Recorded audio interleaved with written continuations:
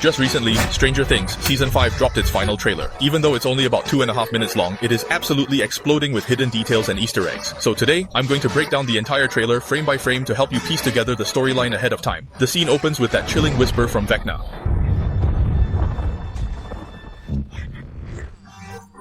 A second later, blood-red lightning explodes over the upside-down Hawkins library. That's right, this is Hawkins' Ground Zero, the center of the military blockade and containment wall. Remember the end of Season 4. The library sits right where the two-dimensional rifts intersect and the old clock tower is frozen at 7:20. In the Season 4 trailer, we saw that grandfather clock fused into a tree trunk. There was also that ticking clock on the lab wall. These clues have long hinted that this entire nightmare stems from 001 Henry Creel. According to the official synopsis, Season 5 takes place in the fall of 1987. Hawkins has been completely torn apart by the spreading rifts. The main characters now share one single goal: to find Vecna and end him for good. But the problem is, Vecna has simply vanished. No one knows where he is or exactly what he is planning next. Worse yet, the government has taken over. Hawkins is under military lockdown. No one in or out. They've ramped up the hunt for 11, forcing her back into hiding. And as the anniversary of Will's disappearance approaches, that familiar shadow, that familiar fear descends on Hawkins once again. The final battle is imminent. A darkness stronger than ever before is closing in. This time they're rallying everyone, the whole squad, for one last stand. Cut to a demodog bowing its head, respectfully backing away from Vecna. It looks just like that scene in Aliens where the warriors make way for the queen in the hive. Then Vecna's hand twists into an eerie gesture and the music kicks in.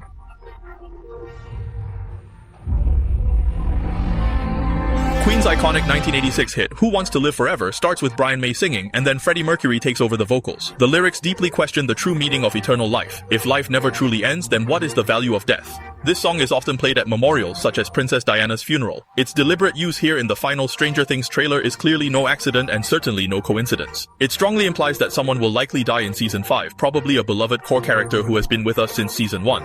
The scene then cuts to Dustin, who is wearing his Hellfire Club D&D shirt. It is his personal way of honoring Eddie Munson's memory. He bikes to school wearing his iconic hat, making it look like nothing has changed. But if you notice in the later shots, that same shirt is badly torn and his face looks severely battered and bruised. He might have been interrogated by the military or perhaps beaten by bullies. After all, Hawkins is no longer a safe place for school since the entire town is now completely under strict military control. We see armed soldiers guarding the school entrance, likely aiming to capture 11. But just think about it, these kids are facing a literal apocalypse, yet they still have to attend class as usual. It is absolutely absurd. Then we cut to an aerial shot showing massive walls built around the Hawkins library, heavily reinforced with steel. Further out there is barbed wire, tall watchtowers, and patrolling armed soldiers. Beside the library, we see makeshift cots where the military houses trapped residents. To the right, there is a helipad, meaning this area has effectively become the military's frontline base at the edge of the rift. The scene then shifts to the roof of the WSQ radio station. Eleven and Mike sit talking in a quiet, oppressive atmosphere. Then we see a strange scene. A hollowed-out tunnel, too smooth to be a natural rift, looking like it was dug on purpose. This tunnel runs beneath the entire town, appearing to be an escape route, but who dug it, the resistance or the military, remains unknown. The camera pushes in as Jonathan, Nancy, Robin, and Steve push aside a bookshelf, revealing a hidden passage to their secret base. Elsewhere, the kids gather to strategize. They have one mission: find Vecna and end him for good. Mike lines up a row of D&D miniatures on the table. Look closely, and it's the exact set from that night in 1983, featuring the two-headed monster he used to name the Demogorgon. That night, they inadvertently named the monster and cursed themselves. From that moment, the nightmare began. Perhaps Mike finally realizes that to end this cycle, he must return to the beginning and replay the board. But at this gathering, there is no Max or 11. Max is still in a coma, and Nancy, in her volunteer uniform, is caring for her.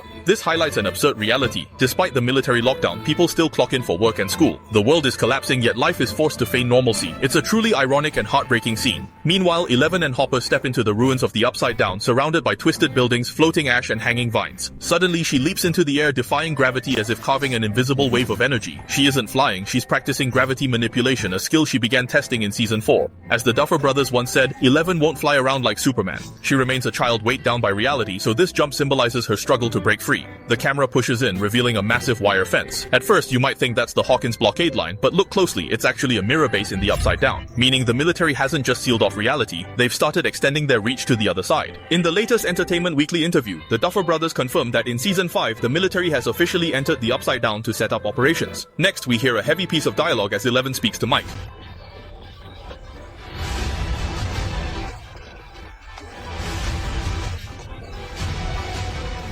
We see Mike placing a D&D miniature on a map spread out on a park picnic table. It's a map of Hawkins marked with the Day of Disaster, referring to the events at the end of Season 4, the day the dimensional rifts tore wide open. On this map, the central zone containing the Hawkins library is drawn as a 3x3 grid. Each square represents a line of defense. The bottom right is the hospital where Max lies. The top right is marked White Door, the old barn seen in the previous trailer. On the model, Mike also places a small blue van, which is the WSQ radio van driven by Steve, also spotted in the last teaser. It seems they plan to use it as a mobile base for their final assault. Next comes a visually striking scene. Nancy and Jonathan stand amidst a red storm world. The metal walls around them seem to melt from intense heat, as if the space itself is being eroded by the dimension. In the next shot, Robin looks up at the radio tower, where the air above is swirling with the Mind Flayer's black mist. Standing beside her is the conspiracy journalist Murray. The ground is tearing apart as the Upside Down's rift spreads. The scene cuts back to the hospital, where Nancy looks solemn, whispering in a low voice.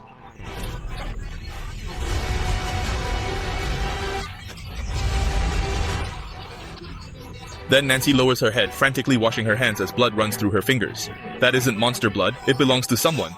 The screen flashes, hugging Dustin tight, both of them in tears. Some speculate this could be Steve's sacrifice scene. Others believe they are witnessing someone else's death, like Jonathan. After all, Jonathan has very few shots in the entire trailer, making him seem like a character who only exists in the first half of the season. Fans guess he might die before episode 4 ends, serving as a major plot twist. The scene then cuts back to the Upside Down, with 11 sprinting through that ruined military base with an eerie dome structure behind her. It's no ordinary sphere, but a military radome housing radar and communication antennas. Clearly, the military is attempting to communicate from within the Upside Down, trying to master or even harness this otherworldly power.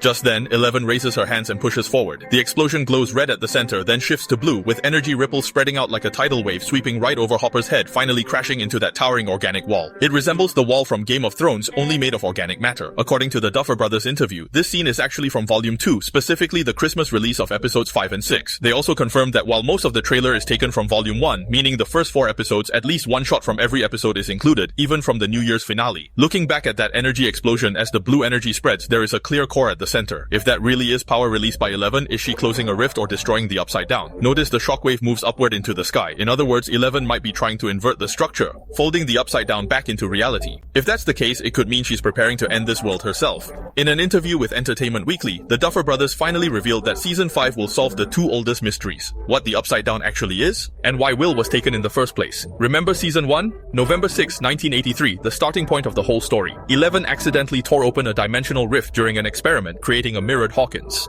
That place, time stopped forever that night, everything frozen in the moment of November 6, 1983, meaning the Upside Down is actually her creation, a mirror prison born of her uncontrolled power. It is neither hell nor a parallel universe, but more like a buffer between reality and Dimension X, where the Mind Flayer, Demodogs, and Vecna's soul are all incubated. In other words, the Upside Down is like a living organ, a matrix that never rots but slowly breathes. If Dimension X is the monster's hive, the Upside Down is its womb, absorbing the real world's pain and feeding that negative energy back to humanity. 11 is the start of this cycle, and the only one who can end it. The pacing slows as Nancy and Jonathan bow their heads, foreheads touching gently, tears mixed with smiles. Not the joy of victory, but the calm of knowing they must part. Next, a Demodog leaps from a breach, slowly approaching Lucas. That red light looks like a tunnel to Dimension X. Then Nancy raises an assault rifle, firing wildly down a hospital hall as a Demodog approaches.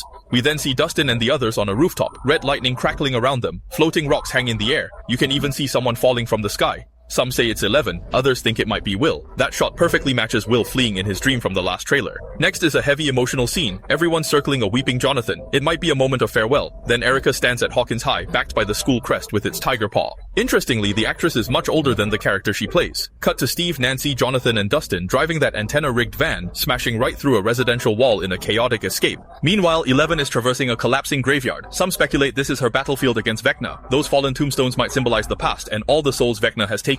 Next, Lucas rushes out of the hospital carrying a comatose Max, 2 Demodogs hot on his heels clutching a Walkman. I suspect he plans to use music to wake Max from her trance again. Then a quick shot. Little Holly bursts into the kitchen, diving into her mom's arms, both soaked to the bone. This follows the last trailer. They've escaped the water illusion and finally returned to reality. This likely happens in episode 3, The Vanishing of Holly Wheeler. Then a familiar face appears. Linda Hamilton playing Dr. K, firing a gun on the battlefield. It's chaotic, with explosions everywhere, looking exactly like the episode 4 showdown. Nearby, Mike is shielding some new kids, including a blonde boy, Derek Turnbull, and 2 unfamiliar faces. These children were likely experimental subjects held by the military in underground bunkers, but finally rescued. We also see Joyce holding Will amidst a violent melee of Demodogs and soldiers, and right in the middle of that chaos, Vecna reappears. He's more massive than ever, a fusion of machine and flesh. The Duffer Brothers explain he's reshaped himself, shedding the last of his humanity to become part of the Upside Down. He is no longer a man, but an entity merged with the environment. Inspired by the T-1000 from Terminator 2, they wanted an unkillable hunter vibe. The battle unfolds like a nightmare as Vecna reaches out, lifting Will high into the air. He whispers softly, with a tone so gentle it's terrifying. A close-up shows black veins on Will's neck, spreading like a shadow. It almost mirrors the standoff between Voldemort and Harry in the final Harry Potter film. Their relationship isn't just enemies anymore, it's a twisted symbiosis. The Duffers hint that Will and Vecna's link was planted back in Season 2. Remember the episode The Spy? When Will was scanned in the lab, he was used by the Mind Flayer as a spy on the inside. Now we know that the Mind Flayer was actually Vecna. In other words, ever since Season 2, Will has been a vessel for Vecna. And in Season 5, Vecna is finally coming to reclaim his vessel. There's a detail here. The shot of Vecna cupping Will's face is almost identical to Eleven caressing Mike's cheek. Such symmetry in this show is never a coincidence. It suggests their destinies are mirroring each other. So this endgame may not just be about who wins, but how humanity and alienation, pain and salvation, the individual and fate, are going to coexist.